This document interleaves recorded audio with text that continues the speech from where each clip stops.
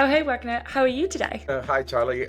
I'm feeling very good today. There is a good vibe today. Now, you just told me that you've just been doing yoga. Did you? The question I always ask everybody is, how do you like your coffee? And did you have coffee before yoga, after yoga? What did that routine look like? Actually, there's a new routine because I have a puppy, a bulldog, an English bulldog, and he's only 12 weeks. So now I wake up with him crying to go out. And it's very cold, as you know, in New York. And it's not a pleasant waking up moment. However, he's fun, and I always have my black coffee in the morning.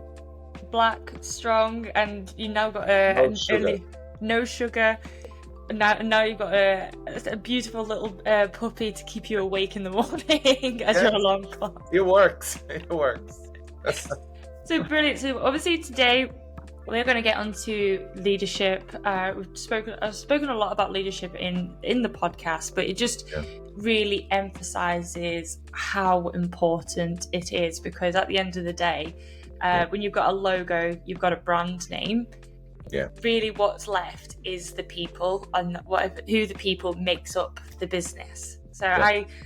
I love the stuff that we're going to go through in today. But first, what is it that you do, and why do you do it? Yeah, what I do actually is evolving. And I think that's interesting because we collectively need to embrace the dynamics that are happening and be comfortable with the short-term changes that happen all the time. So even describing what I do is evolving. Before I was an HR consultant, strategist, mental health coach, and I did a lot of things. Now it's evolving to inspire people to learn about themselves so they can be at their best at what they do and being comfortable with not knowing. So what I do is coaching people to help them find their true selves, align themselves with their values and beliefs, so it becomes much easier for them to conduct themselves and manage their behaviors. So I'm aiming to create a collective consciousness that could really help everyone. That's what I'm doing. But I'm a I consultant and I believe I'm a facilitator of wisdom. Let's put it that way. I love that. I love that statement of getting a person to be more in alignment with their values. One of the things I love to do in this podcast is cut through jargon and cut through some maybe buzzwords, if you allow me. Sure. What does that actually look like? So if somebody is misaligned to their values and they are misaligned to their daily actions, what does that look like? And then what does that after picture look like when they've gone through that almost, dare I say it, transformation? I think this is very timely, Charlie, because think about how difficult it is right now for leaders in organizations to manage the paradoxical realities that they're dealing with. The whole world pressures that they are under are forcing them to really try to understand, how can I best support my employees? How can I best support the board of directors, my stakeholders, my customers, and build the reputation? We talked about reputation before, and maintain a high level of integrity. It's very hard for senior leaders. So apply a lot of empathy. What looks like is being very empathic, because it's not about telling leaders how they should behave. It's about seeing them little by little, feeling that they can trust me to share with me that they don't feel very secure, to share with me that they don't really know because there's no playbook for the future. So once we build the trust and that transparency of who they are right now comes out, we can work on the alignment. Because think about this. How many times we see leaders that they prepare those communications, those narratives, because that's what they need to express. So we are moving away. I don't know how you feel about this or the audience, but I think now you cannot underestimate the intelligence of your employees.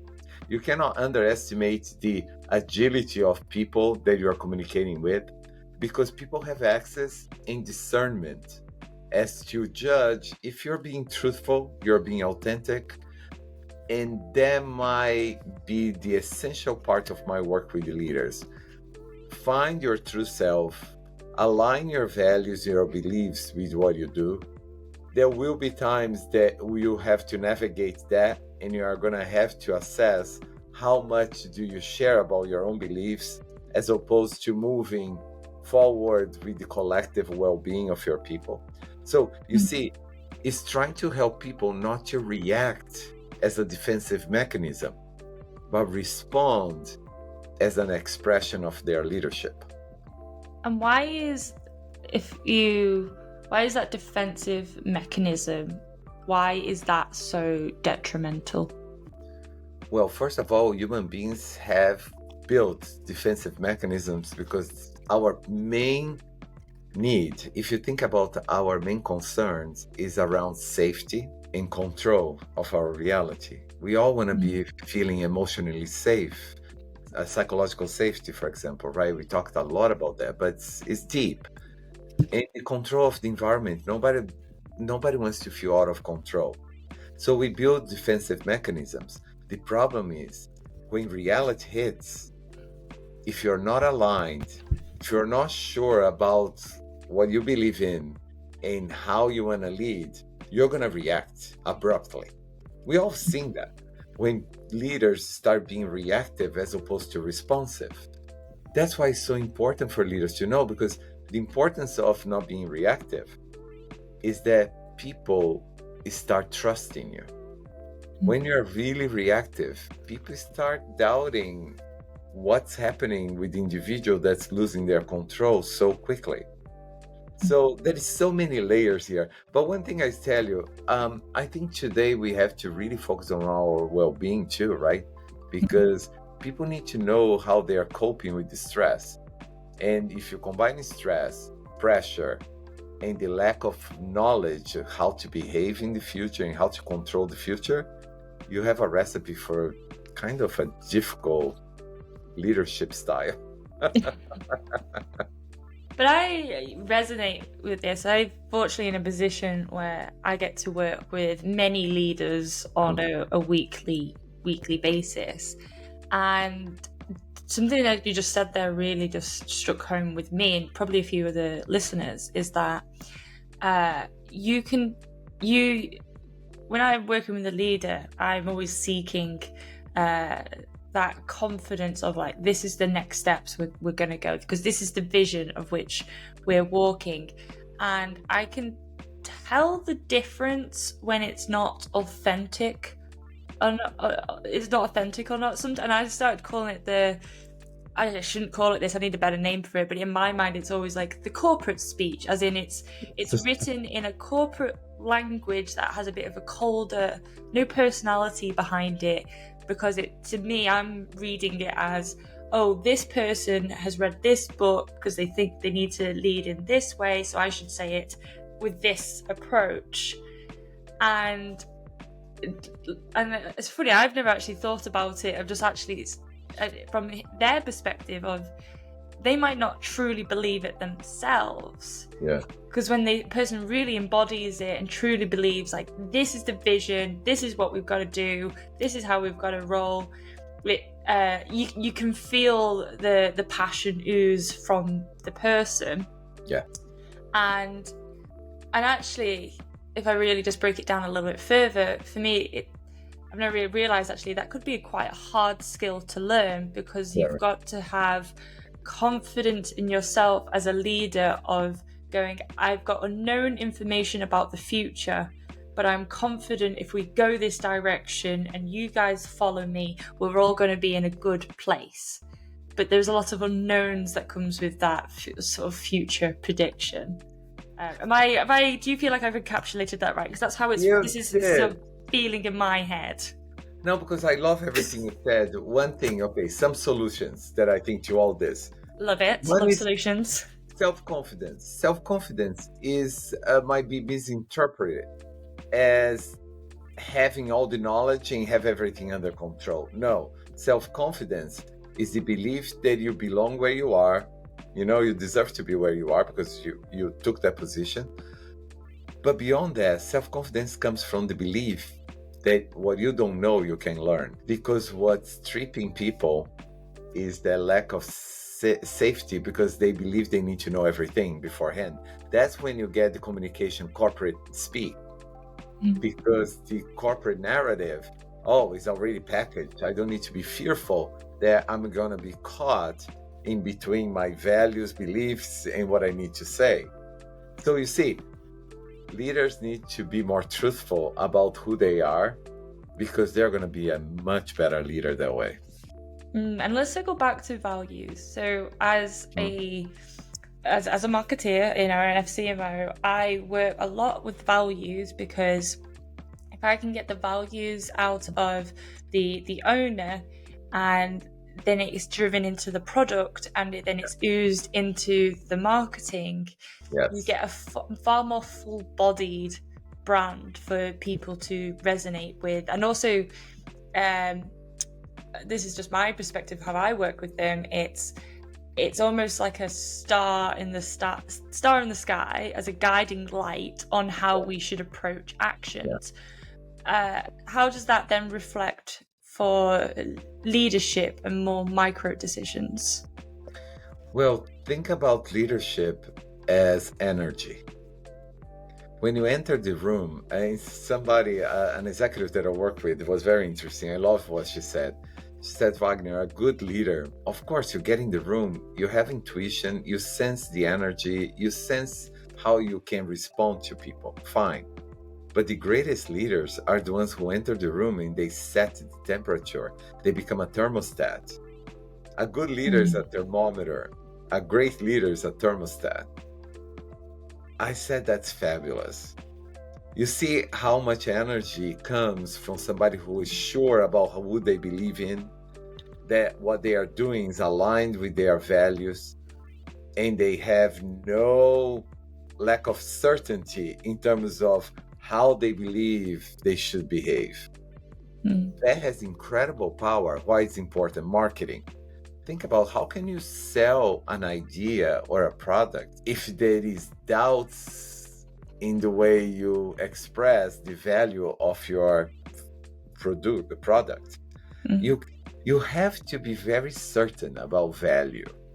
And how do you create values? Based on your values. I believe.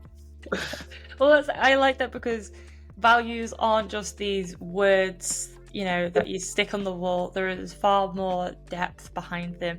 Now, you do have a roadmap on helping leaders and business owners to get to where they need to be. Do you want to just tell us a little bit more about your roadmap?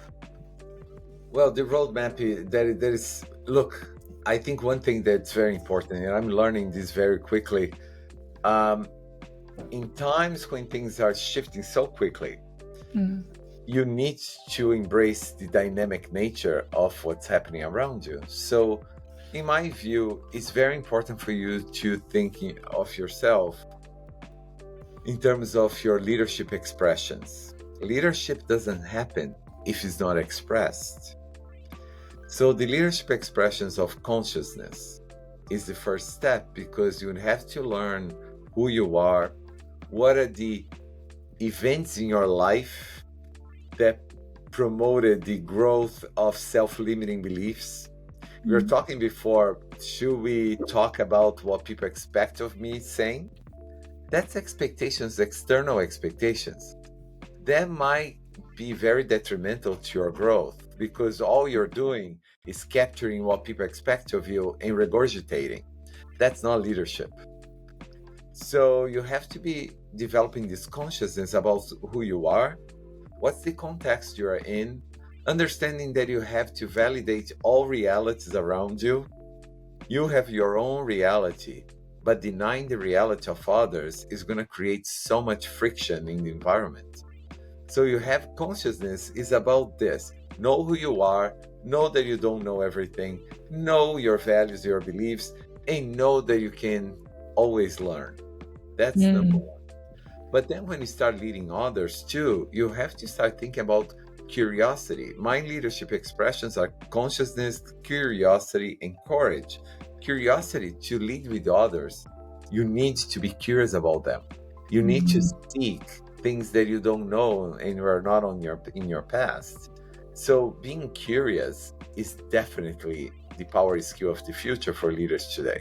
And if I'm right in saying the opposite of curiosity is judgment, because if somebody, if somebody says something to you that is very wildly out of your own peripheral, your own perspective, you're more likely to judge. And I don't see this maliciously. This is very much a human evolution. We are tribes people. We are tribe groups. We're based around a group of 50 people, 50 to 100 people, and anything that is different to that 100, that between that 50 and 100 little world that we live in, that's when we are intrinsically taught to judge as a survival instinct. But I love that you brought up the curiosity thing, and this is such a but this reminds me, I'm sorry, but this reminds me of Brené Brown. Brené Brown, the other day, she was talking about this, and she said, the hardest part of being a great leader is being non-judgmental. Why? Because it's our favorite pastime. Judging others, judging everything. We are wired to judge. But you know why? It is an important piece, because we need to start thinking about what are the subconscious level of dynamics that you're working with that you don't even perceive, because they're subconscious and sometimes unconscious. But the reality is we judge because we need to sense safety and control. Safety and control is always the baseline. So when you meet somebody, immediately you're judging because they remind somebody from the past. If they look like somebody who harmed you, your first judgment is not going to be positive. Nope. So we need to learn that that's totally normal. Judging is a natural reaction to our ancestors, probably. Yeah, absolutely. And the harsh reality, I love that example so much, because the harsh reality is, like you said, if you meet somebody for the first time and your face resembles somebody else, that let's make it really simple, like a ex-partner that was not great, which was toxic, your face comes along, they're going to see it, they're going to go, alarm bells, red flags, absolutely not. And you're a new person, new identity, completely different, but unfortunately in their perspective, you're a danger zone, and that's a very hard place to come from. And the one of the, God, this is such a rogue reference, but it's one of my favorites, and it actually comes from Star Trek. So now this is the original Star Trek, with Shatner and Leonard Nimoy and everything, and that group. And the reason why Spock was such a big character, because his character represented being from two worlds where he didn't fit in. But one of his famous lines was literally interesting, because anytime a new alien came onto the show, or there was a new revelation that happened that was different and that was new, he was always the first person to go, interesting. Yes. And the layers behind that is, rather than him judging that these people were different and unique and something that he does, and something out of his control, out of his knowledge, he came with curiosity to go, interesting. I love that you said that, because it's not that you have to be perfect at all times, but find a way of not reacting. He found a way of not reacting. The way he responds is, I'm curious, basically, right? I'm interested. And think about this, explore this for somebody who is leading a product or an organization. You need to be curious about the markets and the signals. I talk a lot about with my clients. Seek the signals. That's your role. Start sticking those signals in the markets and start connecting the dots, because otherwise you're going to be left behind. And The third one is courage. Courage because, and I love this quote, and I always quote this executive. He was the head of consulting for Europe, I think for IBM when I was there. And I used to bring millennials to meet with them. Nowadays, I would bring Gen Zs, but at that time it was millennials. And they turned to him. One of them said, "Hey, IBM is 350,000 people big, large, right? We're a large company. How much authority do you really have to make decisions?" He just turned to him and said, "I have as much authority as my courage allows me to have." So I love that because leaders, great leaders, they seek the signals. They consult with the others because they are curious. They have consciousness that they are not the holder of truth, but they are conscious of how important it is to understand the realities that they're in. And with that, they take that step towards making decisions because they are courageous. Because courage is not the lack of fear. We know that. Courage is just being very conscious about what your decisions are going to impact, who they're going to impact, and how you're going to lead yourself in the world. I love that because my best experience in life as a leader was when I just took the steps with the courageous acts of like, let's make it happen. And creates a lot of energy for your teams. And your teams love to follow leaders who have courage. I love that. And as you're speaking, you've gone through the 3 steps of the roadmap, and how are you driving your energy from internally? But it really encapsulates your how intentional you are. That's one of the things that you bring to the table. Is everything that you've spoken about is how intentional are you going to be? How intentional are you going to look inwards to understand yourself so that you can understand others? How you can communicate signals and drive them back towards a common goal? And also, like you said, like being intentional about what you're going to do for the next year. You say about a transitional year and a transformational year. Do you want to tell us a little bit more about that? Sure, and I think people are experiencing this. Last year, the drive to be more efficient started. Remember, early in the year was about we need to be efficient. So that trend became so pervasive across all major organizations that they started slashing costs everywhere. So that's why you have layoffs, you have so much. But it's not because they developed the capability of being more effective. They're trying to respond to the efficiency in terms of cost reduction.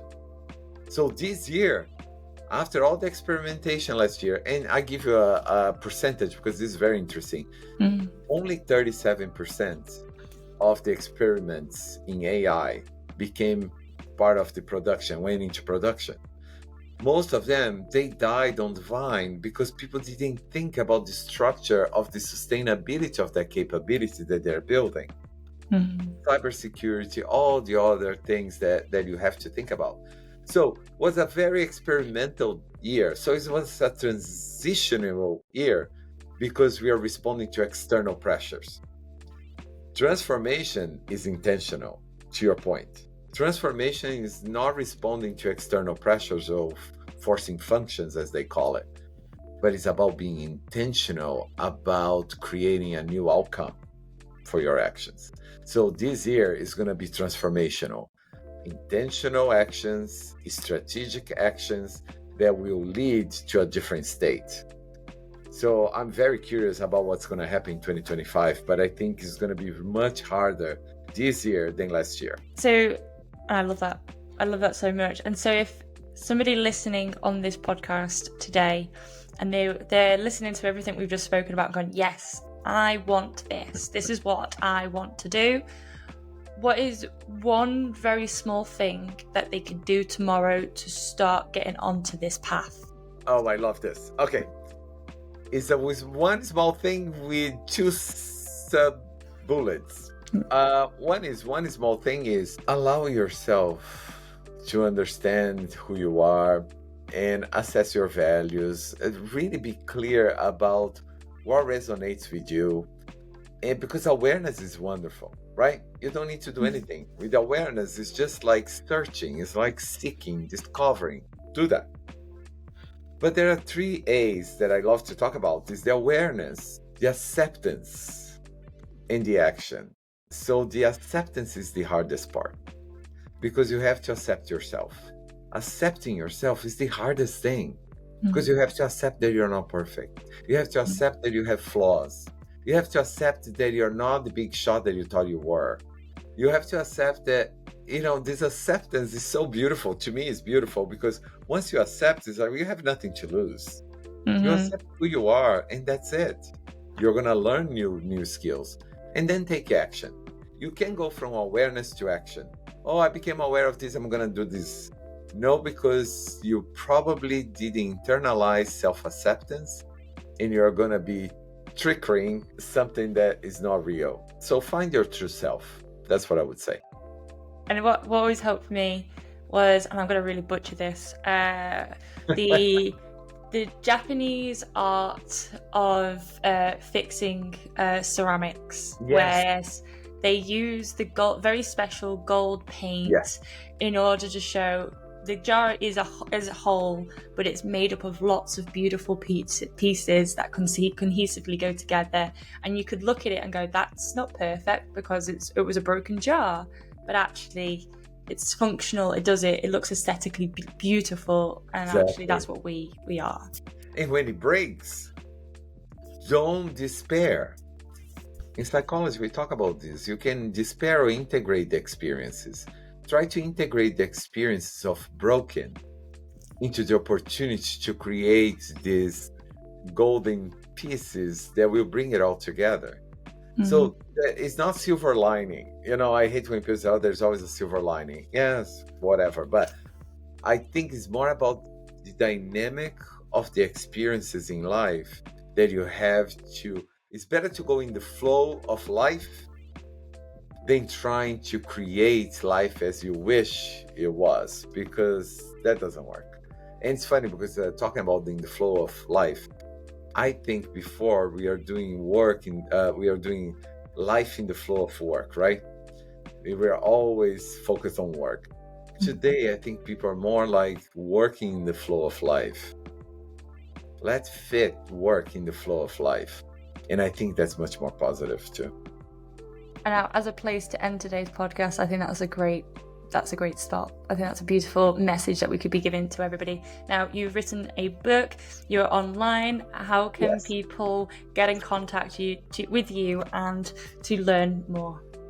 Look, it's my name is very unusual. It's not, So Wagner Denuzzo there is no other on LinkedIn.